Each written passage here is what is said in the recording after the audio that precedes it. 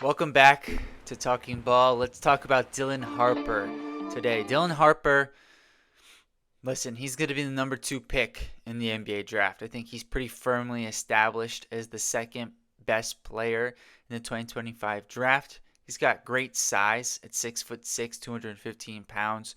He's really good attacking the basket. Great, I would actually argue.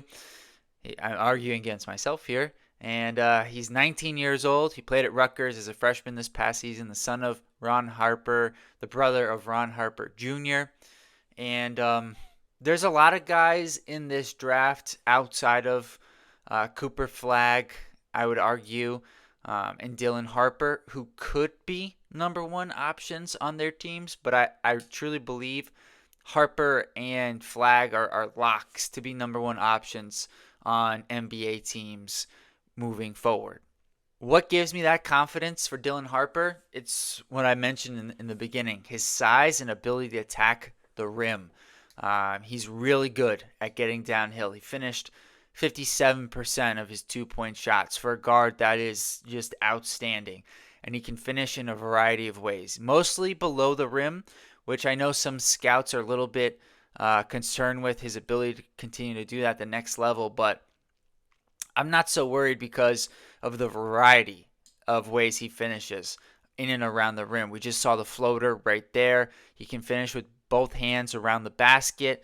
I just like the way that he can go, he can have a reverse layup. He can go straight line drive. He's shifty, and he can finish through contact. So while he may not necessarily be the most explosive athlete, I think he's a very good athlete, and I'm not really worried about that aspect of his game translating. It may take a little bit of time for the efficiency to get to where it was in his college level, but I don't think it's going to be something that's going to go from a strength to a weakness for Harper. I feel very confident in this area of his game.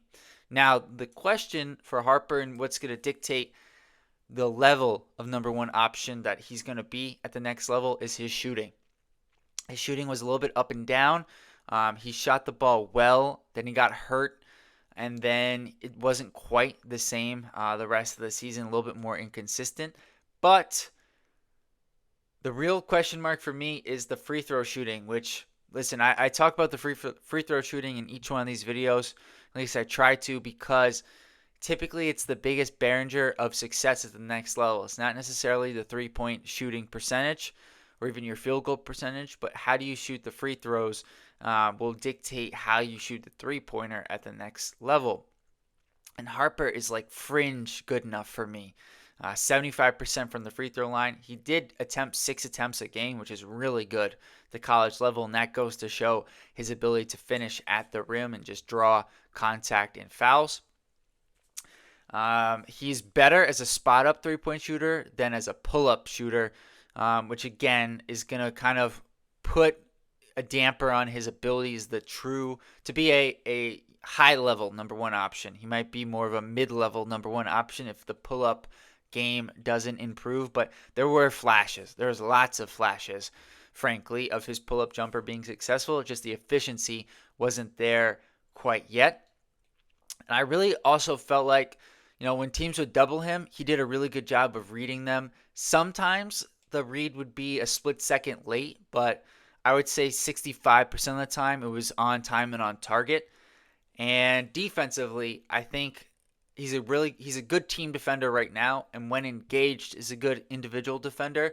But similar to his teammate Ace Bailey at Rutgers, neither one of them was consistently engaged on the defensive end of the court. Some of that could be the team. It was not the year that Rutgers was hoping to have, and I think as the year went on, that kind of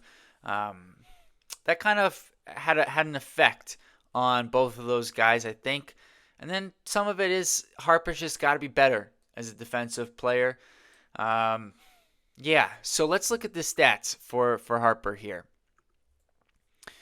So he averaged 19 points, about 4.5 rebounds, 4 assists, over 1.4 steals per game, and over half a block per game.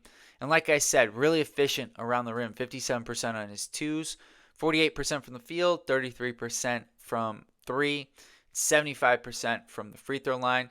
Assist to turnover ratio just 1.7 or so, 4 assists to 2.4 turnovers. It got a little bit worse as the year went on. In conference play, as you can see, the efficiency, 2-point efficiency went down a little bit. The free throw went down. He averaged less assists and the turnovers maintained. I think some of this was coming back from that injury. It kind of took him a little bit. He wasn't quite in the same rhythm. I think that had something to do, as well as the team. The team success really struggled, and I think it just wasn't well. The roster was not well constructed around those two guys, and I do wonder if they're both a little bit undervalued because of that. Because there's a lot of hype and potential with the way those guys play basketball, and I don't think for both of them, I don't think the roster construction helped. I don't think they played above that either. But I feel like in some ways they could be a little bit undervalued. Specifically, this video is about Harper. I think if there's better shooting around him, that would have helped him as a playmaker to get more assists, because there were times where he would find open players and they weren't knocking down shots. So Harper, listen, I feel very confident this guy's going to be a very successful NBA player, a future All-Star, Dylan Harper. Just the question is, is that going to be a couple-time All-Star or a 8 to 10-time All-Star? And I think that is just going to be dependent on his three-point shooting. Specifically, will he be able to develop the pull-up three? Because I think the rest of his game is going to be just fine as a number one option. Let me know what you guys think about Dylan Harper. Please like this video. Should have said that earlier. Subscribe to the channel. See you guys next time. Peace.